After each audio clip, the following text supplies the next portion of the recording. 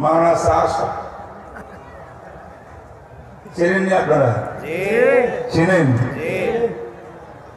আরে উনি আমাদের একজন বিরাট মুরব্বীর নাতি, মানে ইউসুফ স্যার রহমতুল্লাহর নাতি।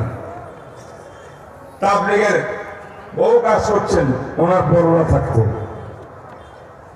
হঠাৎ করে সব যখন মারা গেল উনি অটো আমির ঘোষণা করলো। কি আমি? কি আমি? আমির নিজে নিজে হয় না সুরা বানায়? সুরা বানাইলে আমির হয়, অটো আমি নাই।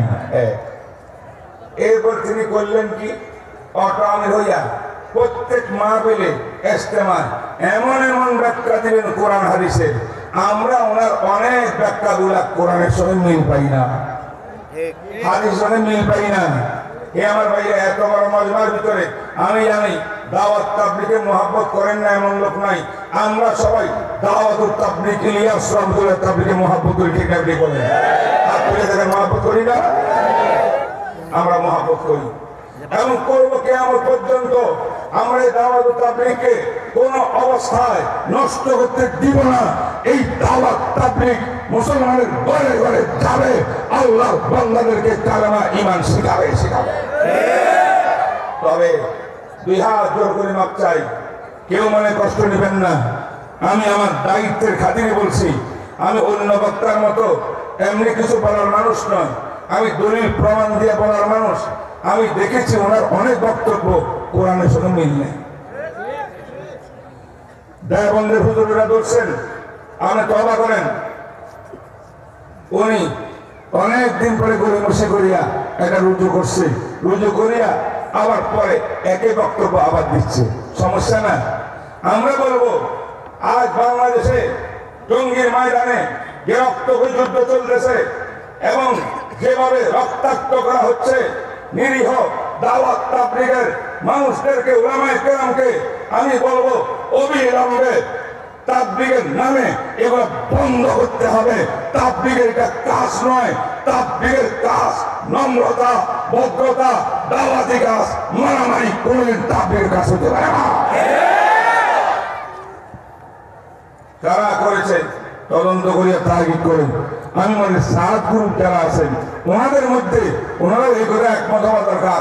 কারা কারা এই অঘটন ঘটাইছে তাদেরকে আইনের হাতে তুলে দিয়া বিশ্বাস করিয়া আইনানুগ ব্যবস্থা করুক, তারাও পবিত্র হইয়া যাক। কারণ শাহ সাহেব আমার ধারণা কাউকে মারতে বলে নাই। মারতে বলছে? শাহ সাহেব বলতে পারে না। ওনার এক কষ্ট জিজ্ঞাসা করছে, আপনি কি বলেন बांग्लादेश नहीं है, तो ये उनका काम है, हमें उसके साथ कोई ताल्लुक नहीं है, हम कुछ नहीं जानते, उनका मामला वो जानता है। তাহলে ব্যাপার তারা জানে, আমার লগে কোনো সম্পর্ক নেই। বুঝা গেল এই তাবলীগ জামাতের মধ্যে আরেকটা দুষ্ট প্রকৃতির লোক ঢুকিয়া এই জামাতটাকে নষ্ট করার জন্য তারা নিজে অতি তাবলীগী হইয়া উলামায়ে কেরামের উপরে অত্যাচার ব্যভিচার করতেছে। রাতের অন্ধকারে তাহাজ্জুদের টাইমে 3টা বাজে ঢুকিয়া নিরীহ ছাত্রকে পিড়াইয়া রক্তাক্ত করতেছে। আমার বিশ্বাস এরা তাবলীগী নয়, তাবলীগী হইতে পারে না। এদিকে গ্রেফতার করিয়া তাদেরকে আইনানুগ ব্যবস্থা গ্রহণ করা হয়। কারাগারে একমত? আমি কোন নাহক কথা বলছি? নাহক কথা বলছি? আমার উপরে দাদিভাইরা অসন্তুষ্ট হওয়ার কোনো কারণ নেই। ওলামায়ে কেরাম তো হবেনই না, পিনাপিনি বলেন। আমার কথা হলো ইতিহাস দেখেন, এরকম মারে যারা, তারা বোঝেন না কথা, তারা মিসগাইড হচ্ছে, তাদের বিরোধী নেতা আছে, এই নেতারা এদেরকে ব্যবহার করতেছে, পিনাপিনি বলেন। আমি বলবো মানে শাহ সাহেব, আপনি বেশ কয়েকটা ফতোয়া 62টা মাসলা আপনার আমার জানা মতো এমন আছে, 62টা মাসলার থেকে আপনি তওবা করলে আপনি আমাদের মুরব্বী হয়ে যাবেন। ঠিক না বেটি বলেন? 1 নম্বরে আপনি আমিরগিরি বাদ দেন, আমরা সবাই সুরে মিলিয়ে আপনাকে আমির বানাই, আরেকজনকে বানাই। আপনি আমির অটো হইতে যাবেন না, তওবা করেন, রিগান দেন, আনারত বাদ দেন, সুরার উপরে ছেড়ে দেন, সুরায় ফয়সালা করবে কে আমির হবে। ঠিক না বেটি? 2 নম্বরে আপনি দালম দেবন্দের আকাবিদের কাছে যান প্লিজ, মেহরবানি করে। আপনি সেই ঘরানার মানুষ, ইউসুফ সাহেব রহমতুল্লাহ নাতি। হায় হায়, আপনার কি সম্মান, আপনার বংশ কত, আপনি দেবন্ধের অসুবিধা কোথায়? দালম দেবন্ধের মধ্যে গিয়া সমস্ত মুরব্বীদেরকে আমাদের আবুল কাসেম নোমানী সাহেব সহ এদের সঙ্গে বসিয়া আপনি বলে দেন আমি সব মাসলা আপনার উপরে ছেড়ে দিলাম, আপনার ফয়সালা দিয়ে দেন, যেমনি বলবেন আমি কাজ তাবলীগের এমনি করবো। আমি নিজের পক্ষ থেকে কোনো বানাইয়া কোনো মাসলা এসটিআইডি গবেষণা দিয়া উল্টাপাল্টা বক্তব্য দিব না। এই কথা ওলামায়ে দেওবন্দের হাতে ছেড়ে দিলে তাহলে আর বিশ্বের মধ্যে তাবলীগের মধ্যে আর কেউ অসুবিধা করতে পারবে না। এই না বেটি বলে। 2 নম্বরে আপনি বলছেন যে সমস্ত হুজুরেরা কোরআন হাদিস পড়াইয়া বেতন নেয়, তাদের বেতন নেওয়া হারাম। তারা ওলামায়ে সু, ওলামায়ে সু, জাহান্নামী আলেম। নাউযুবিল্লাহ, বল নাউযুবিল্লাহ। উনি ওমর ইবনে খাত্তাব রাদিয়াল্লাহু তাআলা একটা হাদিস আনছেন, ওমর নাকি বলছে যে বেশ্যা নারীরা এদের আগে জান্নাতে চলে যাবে। আমি এই হাদিস রিসার্চ করে দেখছি, এই হাদিসের মধ্যে একজন বর্ণনাকারী আছে হেলাল ইবনে মুআল্লা, সে কাযযাব। সমস্ত মুহাদ্দিসরা তাকে কাযযাব বলছে।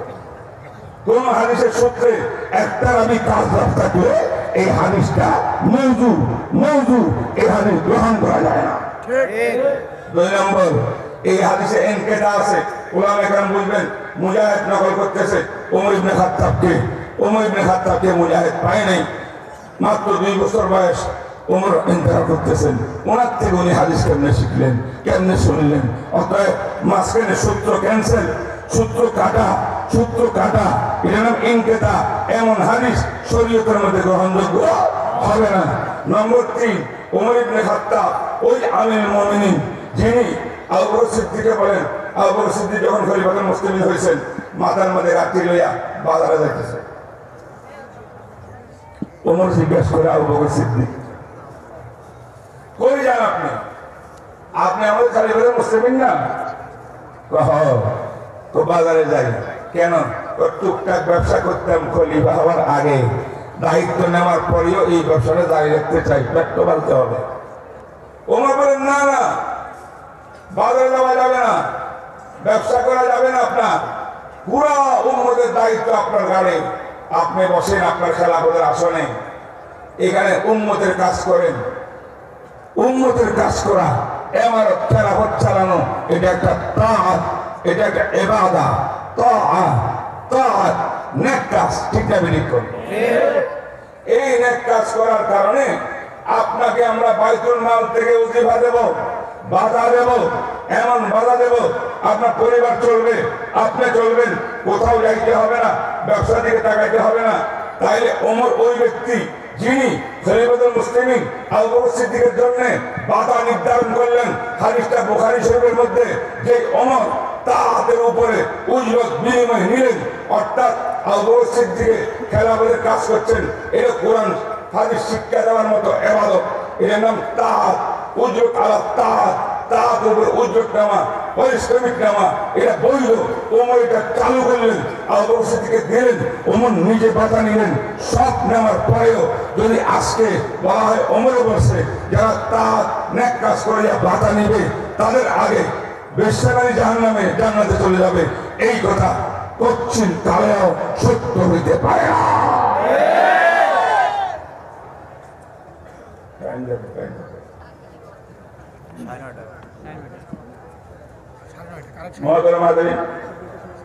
আমি ইনশাআল্লাহ আমার টাইমের উপরে হাদিস শেষ করে দেবো কিছুক্ষণের মধ্যেই। আবার আমার কথা বুঝতেছেন? এই মোবাইলের ব্যাপারে ফতোয়া, টাচ মোবাইল আছে না আপনাদের হাতে? মানে সাহেবের বক্তব্য কি টাচ মোবাইল রাখা হারাম? টাচ মোবাইল ব্যবহার হারাম। কেন? টাচ মোবাইলের ভিতরে সব ছবির ডিবু।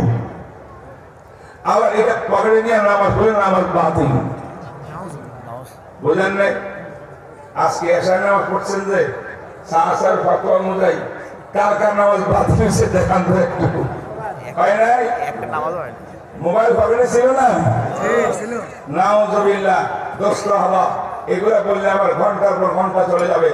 এগুলো আমি আমার গবেষণা ফেকার মাসলা, সেটা হলো মোবাইল ব্যবহার করা বৈধ অবৈধ, এই মাসলা কোরআনে সুস্পষ্ট নাই, হাদিসে সুস্পষ্ট নাই। আছে মোবাইল কি রসুলের যুগে ছিল?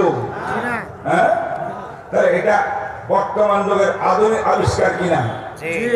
আধুনিক কোন যন্ত্র আবিষ্কার হইলে সেটা ব্যবহার করার পদ্ধতি কি, করা যাবে কি যাবে না, এটা গবেষণা লব্ধ বিষয়, মুস্তাহিদ ফকিরের ইজতিহাদের বিষয়, ডাইরেক্ট কোরআন শোনার বিষয় নয়।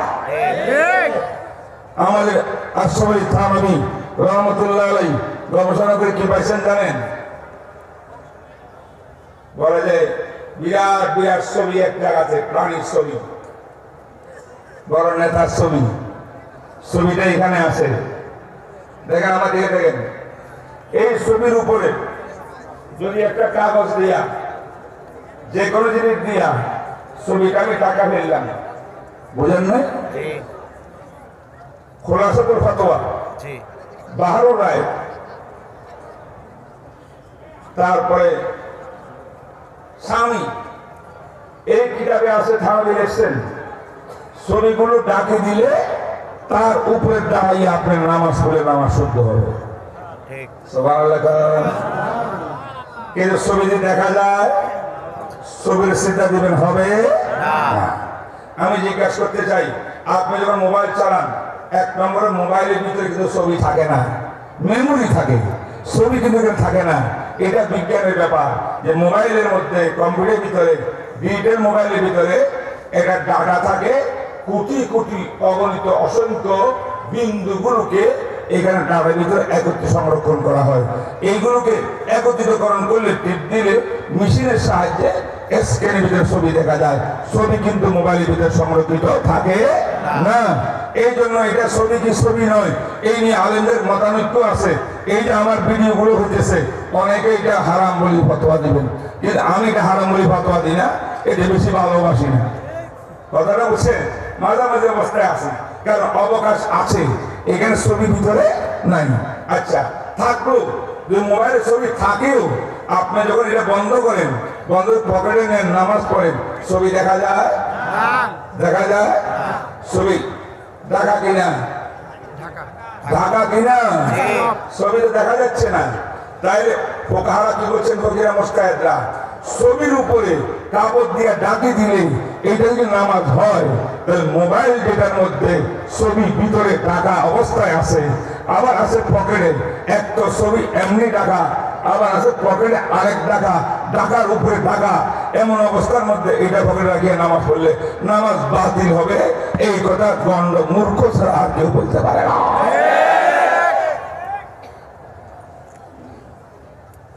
এগুলা বলতেছে উনি। কোরআন শরীফ অর্থ না জানিয়া পড়লে গুনাহ হবে, ওয়াজিব তরক হবে। আমি জিজ্ঞাসা করি, এখানে অর্থ কোরআন শরীফ বুঝেন না এমন কারা কারা আছেন যারা কোরআন শরীফ পড়েন অর্থ না বুঝিয়া? নাই এখানে কেউ? আমার কথা অনেকে বুঝে নেই। সব গুণাগার, কবিরা গুণা করতেছে না। 7 সালের ফতোয়া, কবিরা গুণা বুঝেন নাই? আল্লাহ নাউযু বিল্লাহি মিন যালিক। আরে লক্ষ লক্ষ কোটি কোটি মুসলমান ঘরে কোরআন তেলাওয়াত করে, সকালে ফজর পরে বসিয়া, হে অর্থ বুঝে না। আল্লাহ ইয়াতলু আলাইহিম আয়াতি ওয়া ইউযাক্কিহিম ওয়া ইউআল্লিমুল কিতাবা ওয়াল হিকমা। আমার নবীর একটা দায়িত্ব কোরআন বিশুদ্ধ করে পড়া, আর একটা দায়িত্ব কোরআনের অর্থ জানা, আর একটা দায়িত্ব কোরআনের অর্থ আমল করা, আর একটা দায়িত্ব আত্মশুদ্ধি করা। 4টা দায়িত্ব স্বতন্ত্র স্বতন্ত্র স্বতন্ত্র। মান কারা হারবান ফি কিতাবিল্লাহ, রাসূল বলেন যে ব্যক্তি একটা ওরা পড়লা 10 টাকা পাইলা। যেমন আলিফ লাম মিম 30 টাকা। আলিফ লাম মিমের অর্থ বুঝেন? আলেম বুঝে, মুফাসসির সাহেব বুঝে, কেউ বুঝে না। কেউ বুঝে না যে এমন শব্দ দিয়ে রাসূলের উদাহরণ দেওয়ার অর্থ হইল কোরআন বুঝিয়া পড়লে সওয়াব, না বুঝিয়া পড়লে সওয়াব। ঠিক কিনা? না বুঝে বলে গুনাহ কোথায় পাইলেন আপনি? তাইলে কোটি কোটি মুসলমানকে গুনাহগার বানাইলো। আচ্ছা ঠিক আছে, কেউ আপনারা যারা কোরআন বুঝেন না, কোরআন সে পড়িয়েন না, বাদ দেন। নামাজ পড়বেন কে পড়বেন না? নামাজে কোরআন আছে না নাই? অর্থ বুঝেন না? যদি অর্থ না বুঝিয়া কোরআন পড়া গুনাহ হয়, তর্কে ওয়াজিবের গুনাহ হয়, নামাজ পড়াও তো এখন তর্কে ওয়াজিবের গুনাহ হয়ে যাবে। কি বাকলামি! এমন এমন ফতোয়া, যে ফতোয়া দ্বারা বিশ্বের মুসলমানদেরকে ইসলাম থেকে দূরে সরাবার জন্য আল্লাহ পাক জানেন ওনার মাথার মধ্যে কি ঢুকছে, কেন ফতোয়া দিচ্ছেন। উনি কিন্তু এরকম লোক ছিলেন না, উনি সবার শ্রদ্ধার পাত্র ছিল।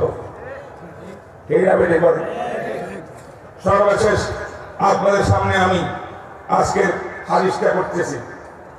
ইমাম বুখারী বলে হাদাসানা আহমদ ইবনে আশকাব। হাদাসানা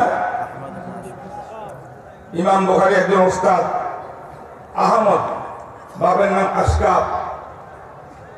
এই হাদিসটা এই উস্তাদ থেকে নকল করছে। এই ছাত্র ভাইরা শোনো, এই হাদিসটা ইমাম বুখারী দুই জায়গায় আনছেন, কিতাব দাওয়াতে আনছেন আর আইমান এবং নুজুরে আনছেন। সেখানে আনছেন ওনার উস্তাদ ছিল একজন জুহাইর ইবনে হারব, আর একজন কুতাইবা ইবনে সাঈদ। একজন নাম কুতাইবা আর একজন নাম জুহাইর, তাই না? আজকের এখানে আছে কি আহমদ। প্রশ্ন, উস্তাদ তিনজন, আগে দুইজনের আওয়াজ আনলেন, এখানে সর্বশেষ আহমদকে আনলেন কেন? কিন্তু কুতাইবা দিয়ে আনতে পারতেন। হাদিস তো ওনার থেকে শুনছিলেন। উত্তর হইল ইমাম বুখারী বলতে চায়, আমার বুখারী শরীফের প্রথম হাদিস ইন্নামাল আমালু বিন্নিয়াত, ওই হাদিসের উস্তাদ ছিল হুমায়দি। কি? হুমায়দি শব্দ হামদুন থেকে এসেছে, এটা হলো আল্লাহর প্রশংসা। সুবহানাল্লাহ। আর সর্বশেষ উস্তাদ আহমদ। আহমদ এটা হামদুন থেকে। হামদু মানে কি? আলহামদু মানে কি? আল্লাহর প্রশংসা। বুঝেন নাই? উনি বলতে চান আমি কুতাইবাকে এখানে আনি নাই, জুহাইরের রাওয়াত আনি নাই, আহমদের রাওয়াত আনলাম। কেন আনলাম? আমি বলতে চাই আমার বুখারীটা স্টার্ট করেছি আমি আল্লাহর প্রশংসা হুমায়দি দিয়া, আর আজকে শেষ করতেছি আহমদ আল্লাহর প্রশংসা আহমদ দিয়া। সুবহানাল্লাহ। লাকাল হামদু ইয়া আল্লাহ আউওয়ালান ওয়া আখিরান। আল্লাহ তোমার শুকর, তোমার প্রশংসা, প্রথম তোমার, শেষও তোমার। বুখারী শুরুতেও তোমার, শেষেও তোমার। এই হাদিসটা হলো আন আবি হুরায়রা রাদিয়াল্লাহু তাআলা আনহু قال قال النبي صلى الله عليه وسلم كلمتان حبيبتان إلى الرحمن وثقيلتان وخفيفتان على اللسان وثقيلتان في الميزان. সবাই পড়েন সুবহানাল্লাহি ওয়া বিহামদিহি সুবহানাল্লাহিল আযীম। এই হাদিস, এটা বুখারীর সর্বশেষ হাদিস, তারপর আর হাদিস নাই। এই হাদিসের অর্থ কি? আল্লাহ রাসূল বলেন, বয়ান করতেছেন আবু হুরায়রা, ওই সাহাবী যিনি সাহাবাদের ভিতরে সবচেয়ে বেশি হাদিস সংকলন করতেন, আবু হুরায়রা। 5374টি হাদিস একক সাহাবী আবু হুরায়রা থেকে বর্ণিত করেন। সুবহানাল্লাহ। তিনি বয়ান করেন আল্লাহ নবী ইরশাদ করেছেন কালেমাতান, দুইটা বাক্য, দুইটা কথা, দুইটা ওজিফা। কালেমা মানে কালাম, দুইটা ওজিফা কি হইল? হাবিবাতান ইলার রহমান, রহমানুর রহিমের কাছে, আল্লাহর কাছে। এই দুইটা কালেমা হইল সবচেয়ে বেশি আল্লাহর মাহবুব। সুবহানাল্লাহ। এর থেকে পেয়ারা মুহাব্বতের শব্দ আল্লাহর কাছে আর কোনো কালাম নাই। কথা বলছেন? দুইটা কালেমা আমার ভাইরা শুনুন, আমল নিয়ে আযান করে। দুইটা কালেমা আল্লাহর কাছে সবচেয়ে বেশি মাহবুব, সবচেয়ে বেশি প্রিয়। এর অর্থ হইল রাসূল বলতে চান এই দুইটা ওজিফা যারা যারা সকাল বিকাল করবা, তোমরা সবাই আল্লাহর পেয়ারা হয়ে যাবে। সুবহানাল্লাহ। মাহবুবুন কাইলুহুমা।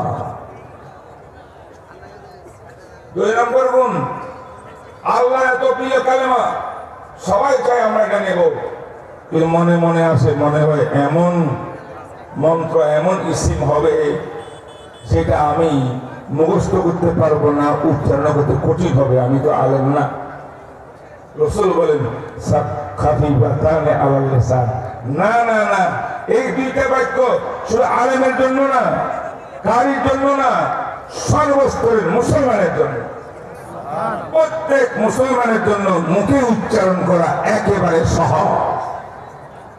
এর অনেক ব্যাখ্যা আছে, হবে ইস্তেলা নাই, জোয়া সারা, হবে সিদ্ধা নাই, বা সারা, জুমলা ফেলিয়া নাই, ইসমিয়াতে কঠিন, গায়ে মুনসারিফ নাই, মুনসারিফ আলেম ওলামাদের কথা, বিভিন্ন কারণে সহজ, উচ্চারণ কি সহজ। তার দুইটা কথা পাইলাম, আল্লাহর মাহাব্বত সবচেয়ে বেশি মহব্বতের, আবার উচ্চারণ সহজ। এবার আবার মনে আসতে পারে, এত সহজ উচ্চারণ যখন, এটা করলে আর কি হবে, এত গুনাহ আমাদের, কিছু তো হবে না। নবী রাসূল বলেন সাকিলাতান ফিল মিজান, উচ্চারণে সহজ হওয়ার কারণে হালকা ভাবে দেখার কোনো সুযোগ নেই। যদি তুমি এই দুইটা কালেমা অন্তর থেকে পড়তে পারো, ইখলাসের সঙ্গে পড়তে পারো, যে ইখলাসের কথা আমি ইন্নামাল আমালু বিন্নিয়াত বুখারীর প্রথম হাদিসের মধ্যে বলে আসছি, সে ইখলাসের সঙ্গে আল্লাহকে রাজি খুশি করার জন্য যদি এই দুটো কালেমা তুমি উচ্চারণ করতে পারো, ওজিফা করতে পারো, সকালে 100 বার, রাত্রে 100 বার, কমপক্ষে রাত্রে প্রতি রাত্রে 100 বার করতে পারো, কি হবে? সাকিলাতান ফিল মিজান, যখন কিয়ামতের ময়দানে পাল্লার মধ্যে যদি আমার আমলনামাকে মাপ দেওয়া হয়, অন্য কোনো আমল নাও থাকে, কমও থাকে, ওই হাদিসে যেমন বলছিলাম ঠিক তেমনি ভাবে এই দুইটা বাক্য যদি আমার পক্ষতে আল্লাহ কবুল করেন, এই দুইটা বাক্যের উসিলায় আমার নেক আমলের পাল্লা ভারী হয়ে যাবে, এমন সকিল হবে ভারী, ওহদ পাহাড় এত ভারী হবে না, বলে সুবহানাল্লাহ। কারা কারা আমল নামাকে ভারী করতে চান একটু হাত তুলে দেখা, কি করবো? সুবহানাল্লাহ বলেন সবাই, ওয়া বিহামদিহি সুবহানাল্লাহিল আযীম। আমার নবী যখন মেরাজ থেকে ফিরে আসতেছেন জমিনে, ইব্রাহিম নবীর সঙ্গে আসমানের সাক্ষাৎ।